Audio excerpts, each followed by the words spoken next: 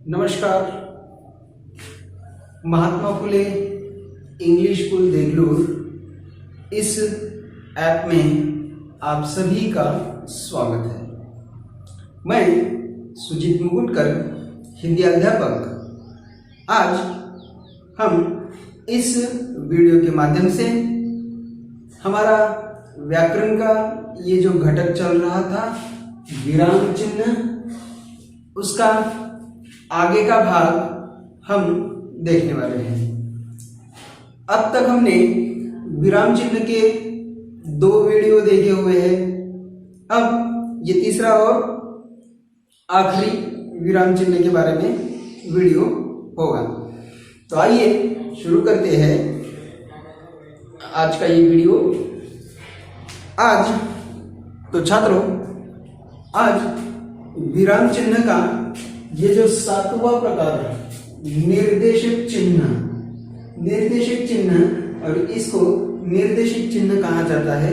आज हम इसके बारे में देखने वाले हैं।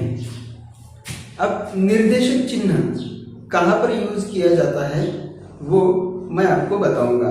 तो लिखो निर्देशक चिन्ह, जहां एक शब्द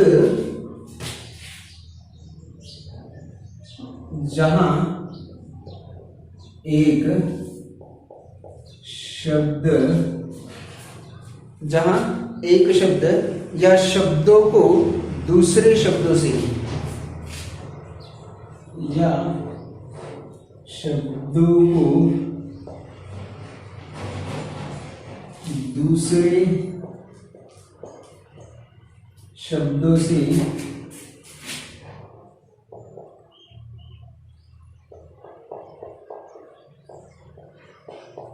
दूसरे शब्दों से अलग किया जाता है,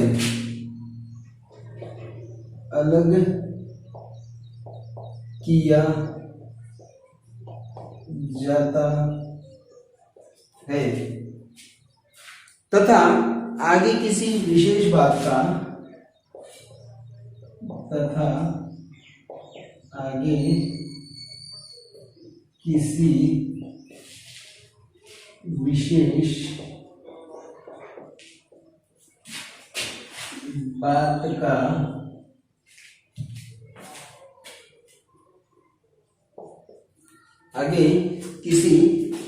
विशेष बात का उल्लेख किया जाता है।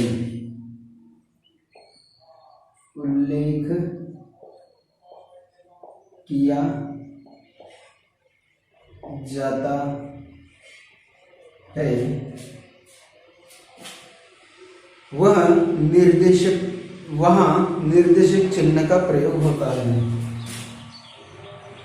वहाँ निर्देशक चिन्ह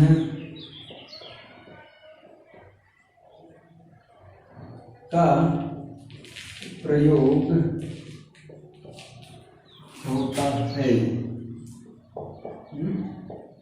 होता है। जैसे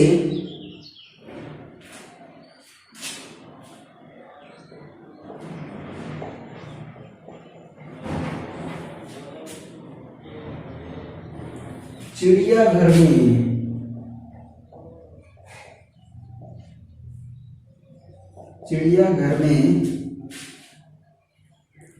कई जानवर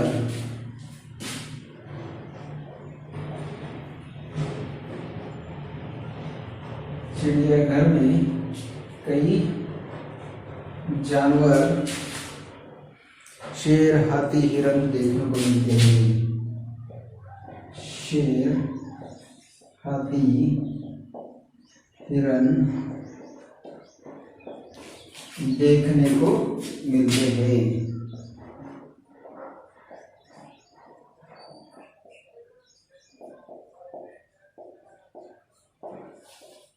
तो यह है इसका उदाहरण।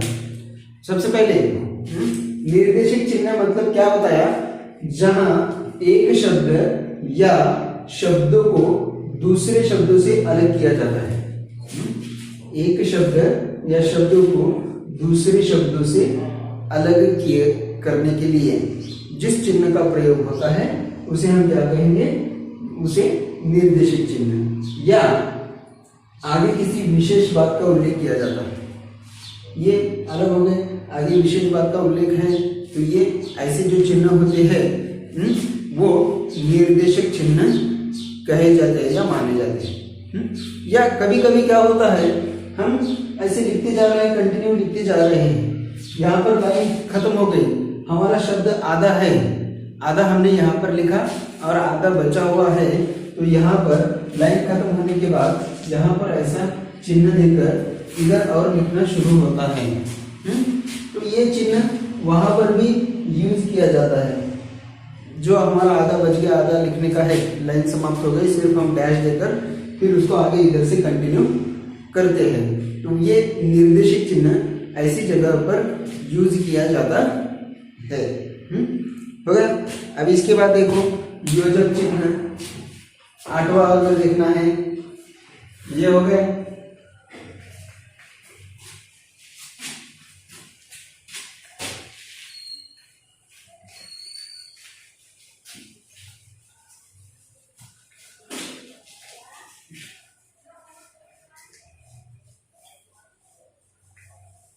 आठवां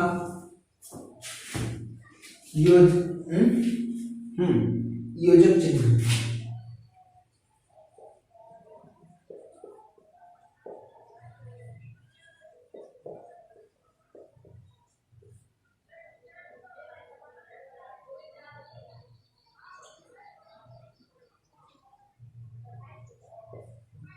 योजक चिन्ह। अब सबसे पहले चिन्ह को अगर देखेंगे, इसके पहले हमने देखा है निर्देशक चिन्ह, अब हम देख रहे हैं योजक चिन्ह। दोनों में भी डैश है तो फर्क क्या है, ये सबसे पहले पहला प्रश्न हमारे दिमाग में आता होगा। तो फर्क क्या है वो मैं अब यहाँ पर बताऊंगा आपको। फर्क कैसा है, जैसे हमने निर्देशक चिन्ह देखा था, उसका ये जो डैश था ये थोड़ा बड़ा था, ये जो डैश निर्देशक चिन्ह का बड़ा था, योजक चिन्ह का ये छोटा है। फर्क हमें यही समझ में आता है, बड़ा अगर है तो वो निर्देशक चिन्ह है, छोटा अगर है तो वो है योजक चिन्ह। अब ये कहाँ पर यूज किए जाते हैं योजक चिन्ह? योजक चिन्ह, अब निर्देशक चिन्ह तो हमने देखा हुआ है। योजक चिन्ह शब्द युग्म, हमें पता है शब्द युग्म दो समान शब्द, जहां वहां, रात दिन, धीरे धीरे। तो ये जो दो शब्दों के बीच में छोटी सी डैश होती है, उस डैश को योजक चिन्ह कहा जाता है। कैसा होता है बताऊंगा, चलो देखो। दो शब्दों का युग्म, दो शब्दों का युग्म, दो शब्दों का युग्म बनाने के लिए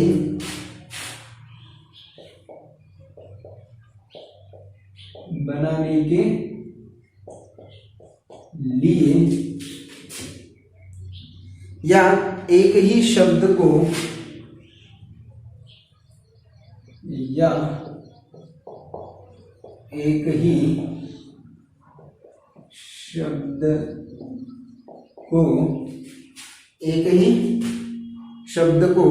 दो या अधिक बार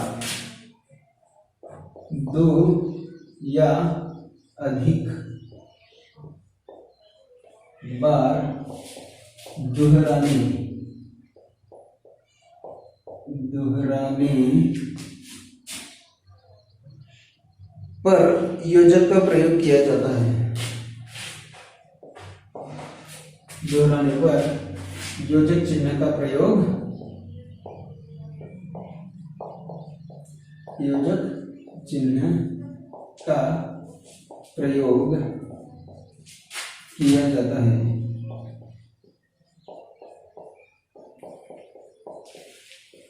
यह है योजक चिन्ह, दो शब्दों का युग्म बनाने के लिए। शब्द युग्म जो हम लिखते हैं, अब जैसे उदाहरण के तौर पर, जैसे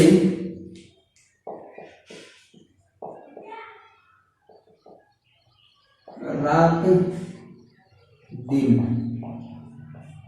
ये आया। ये जो चिन्ह है, दो शब्द युग्म है, दो शब्द युग्मों ये जो बता रहे हैं, तो ये जो चिन्ह यहाँ पर दिया जाता है, ये जो चिन्ह यहाँ पर दिया गया है, ये चिन्ह योजक चिन्ह कहलाता है, जो छोटा रहता है। निर्देशित चिन्ह थोड़ा बड़ा होता है। और एक उदाहरण अगर देखेंगे तो धीरे धीरे, धीरे धीरे, ये आ गया समझ में अभी। ये छोटा है, छोटा है मतलब योजक चिन्ह, और बड़ा अगर रहता था तो वो है निर्देशक चिन्ह। ठीक है, ओके।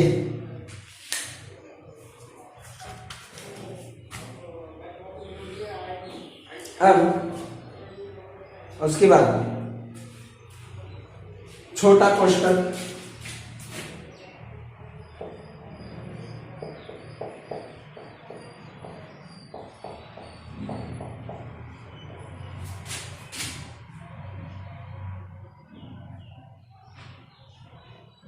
छोटा कोष्ठक, इसको हम क्या कहेंगे? छोटा कोष्ठक। कभी भी कहाँ पर भी लिखते समय वो हम बहुत बार पढ़ते समय या कभी कभी उसको अलग या ब्रैकेट में बताने का है, उसका सिमिलर अर्थ वगैरह कुछ तो होता है, तो वो बताने के लिए इसका उपयोग किया जाता है। या उसके बाद हमने ये नाटक या एकांकी जब हम पढ़ते हैं तो सबसे ज़्यादा इस कोष्ठक का उपयोग होता है। क्या होता है देखो, क्रमसूचक अक्षर,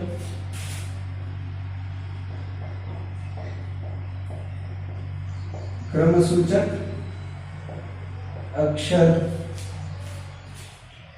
कॉमा अंक,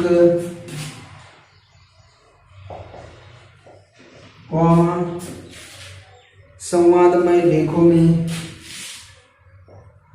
संवादमय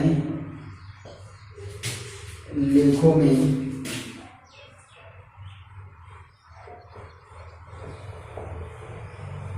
संवादमय लेखों में हाव भाव सूचित करने के लिए, हाव भाव सूचित करने के लिए इस कोष्ठक का प्रयोग किया जाता है। इस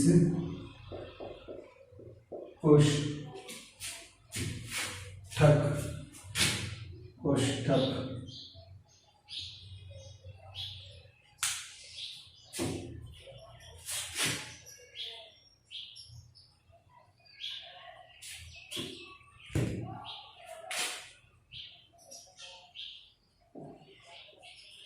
इस कोष्ठक का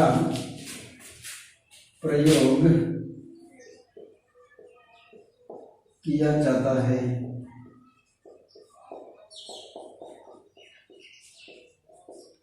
जैसे उदाहरण के तौर पर देखो, अभी उदाहरण क्या बताया, जैसे निम्न प्रश्न हल करो, निम्न प्रश्न हल करो, ऐसा लिया जाता है। इसको ब्रैकेट में लिया जाता है, उसके बाद इसको भी ऐसा ब्रैकेट में लिया जाता है। तो ये क्या है? ये है छोटा कोष्ठक। जैसे कि हर प्रश्न पत्र में हम देखते हैं, सबसे ज्यादा अगर इसका उपयोग कहीं होता है तो ये मैथ में, या जब प्रश्न उत्तर होते हैं, ऐसे बहुत जगह उसका उपयोग किया जाता है, जिसको हम क्या कहेंगे? छोटा कोष्ठक। अब देखो दूसरा, बड़ा या वर्गाकार कोष्ठक, बड़ा कोष्ठक।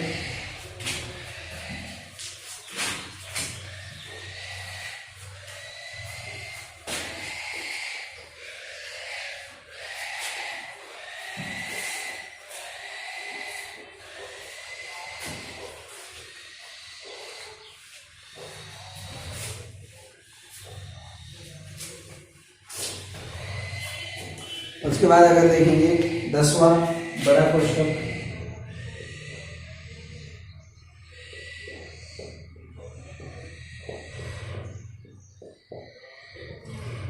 बड़ा कोष्टक अगर देखेंगे तो ये इस तरह से बड़ा कोष्टक रहता है, ये वाला बड़ा कोष्टक। अब इसको कहाँ पर लिया जाता है, देखो लेखन में त्रुटि या पूर्ति बताने,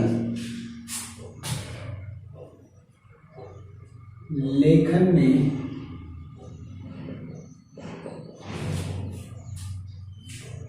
त्रुटि या पूर्ति,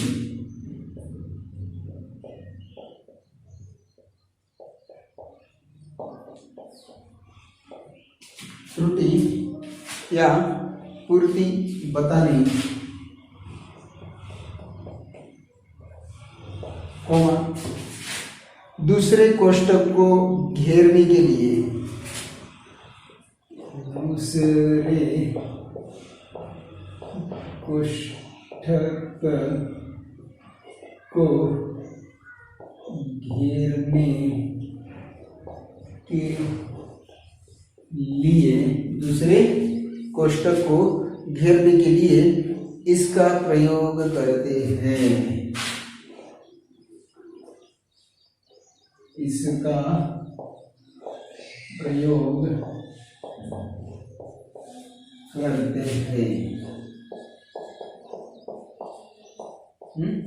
क्या बताया, लेखन में त्रुटि या पूर्ति बताने के लिए, त्रुटि या पूर्ति बताने के लिए किस तरह होता है, या दूसरा क्या बताया, दूसरे कोष्ठक को घेरने के लिए, दूसरे कोष्ठक क्या, उदाहरण यहाँ पर देखेंगे, उदाहरण देखने के बाद समझ में आएगा कैसा है। जैसे देखो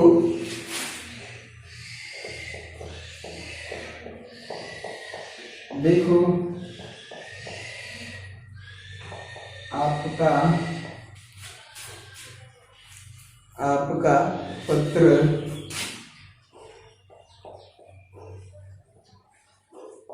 नमूना ड, आपका पत्र नमूना ड के अनुसार होना चाहिए,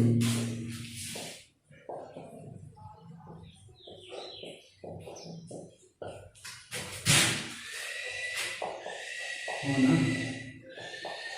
चाहिए। ये देखो, ये छोटा कोष्ठक है, इस छोटे कोष्ठक को घेरने के लिए ये बड़ा कोष्ठक दिया। ये आमतौर पर ऐसे ही लिखा जाता है। उसके बाद अब नेक्स्ट मंझला या सर्पाकार कोष्ठक, 11वां क्या है, मंझला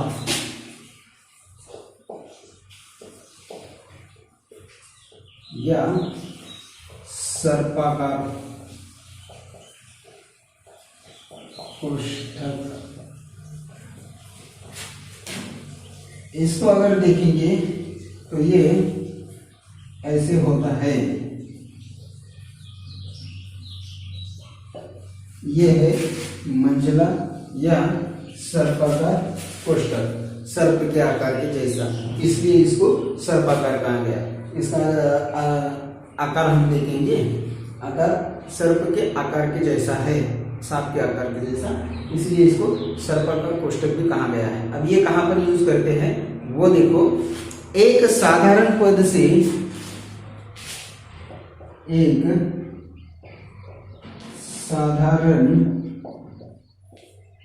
पद से, एक साधारण पद से संबंध रखने वाले,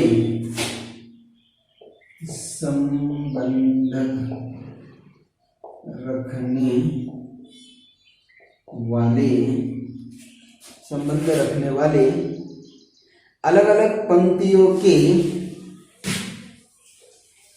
अलग अलग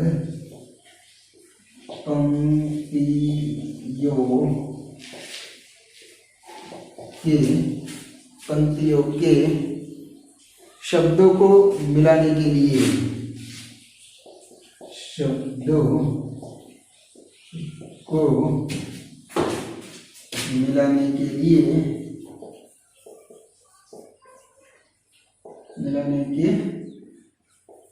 लिए मिलाने के लिए इसका प्रयोग करते हैं।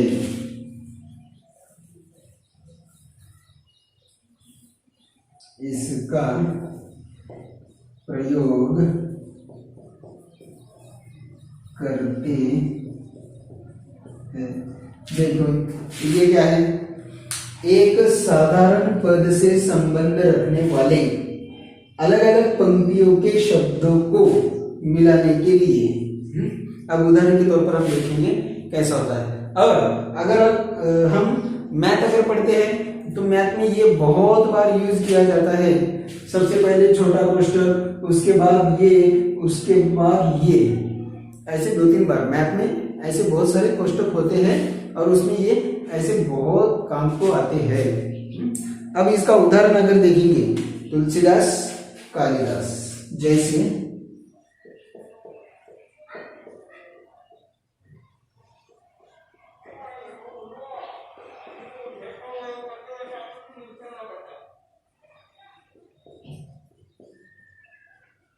तुलसीदास,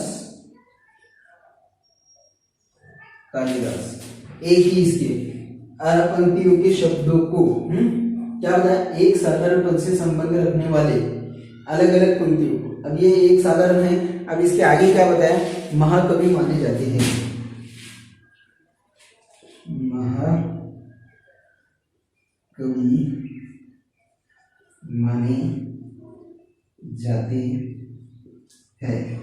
ये अगर हम देखेंगे तो ये देखो तुलसीदास और कालिदास दोनों के बारे में क्या बताया, दोनों ये क्या माने जाते हैं, ये महाकवि माने जाते हैं। अब इसके बाद सबसे लास्ट वाला हमारा रह गया है, वो अब हम यहाँ पर देखेंगे 12वां, और यहाँ पर हमारा विराम चिन्ह यह समाप्त हो गया। सबसे लास्ट 12वां।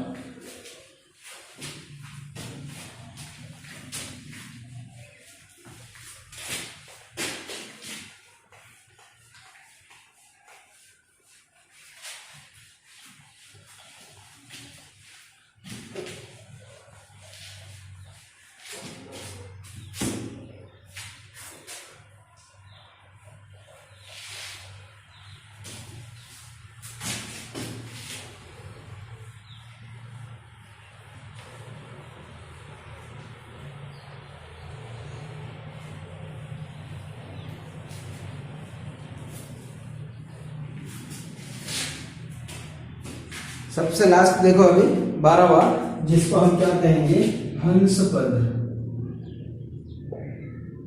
हंस पद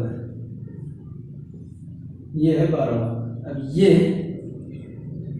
ऐसे बताया जाता है, हंस पद। हंस पद का उपयोग कहाँ होता है, अगर लिखते समय गलती से एक आध शब्द हमसे छूट गया और उसे वापस उसी जगह बताना है, तो बताते समय इस चिन्ह का पद दिया जाता है और उस पंक्ति के ऊपर छोटे अक्षरों में उसे लिखा जाता है। कैसे होता है वो अब देखेंगे। लेखन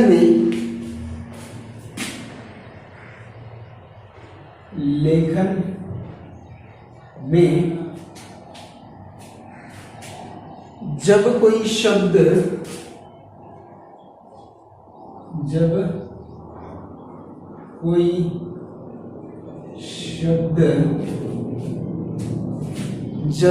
कोई शब्द छूट जाता है,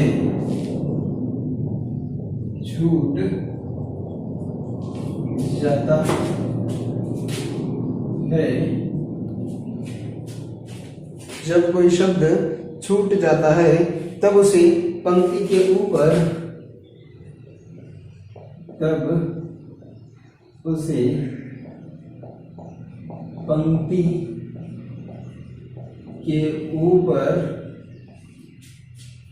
पंक्ति के ऊपर लिखकर यह चिन्ह लगाते हैं।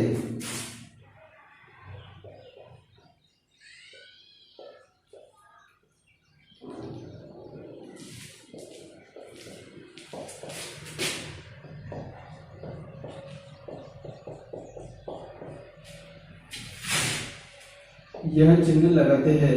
जैसे उदाहरण के तौर पर देखो किस तरह लगाया जाता है। पिताजी कल आएंगे।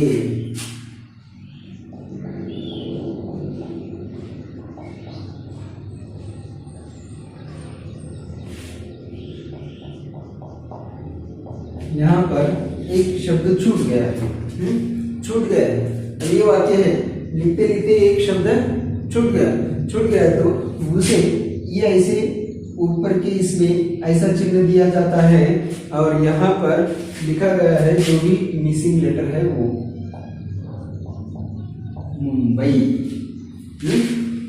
यहाँ पे ये चिन्ह दिया तो ये ऐसा हुआ, पिताजी कल मुंबई आएंगे। ये जो शब्द ऐसे जब कोई शब्द छूट जाता है लिखते समय, हमसे कभी कभी बहुत बार ऐसी गलतियां होती है, तब जब इसको हम दिखाते हैं मिसिंग लेटर्स, तो ये दिखाते समय इस चिन्ह का उपयोग करके ऐसे ऊपर की साइड में लिखा जाता है। हो गया। तो छात्रों, ये कुल मिलाकर हमारे ये जो विराम चिन्ह यहाँ पर हुए 12 विराम चिन्ह, ये विराम चिन्ह से संबंधित ये हमारा तीसरा वीडियो और विराम चिन्ह व्याकरण का यहाँ घटक यहाँ पर समाप्त हो गया। फिर मिलेंगे एक नए वीडियो के साथ, तब तक के लिए धन्यवाद। घर पर रहे, सुरक्षित रहे।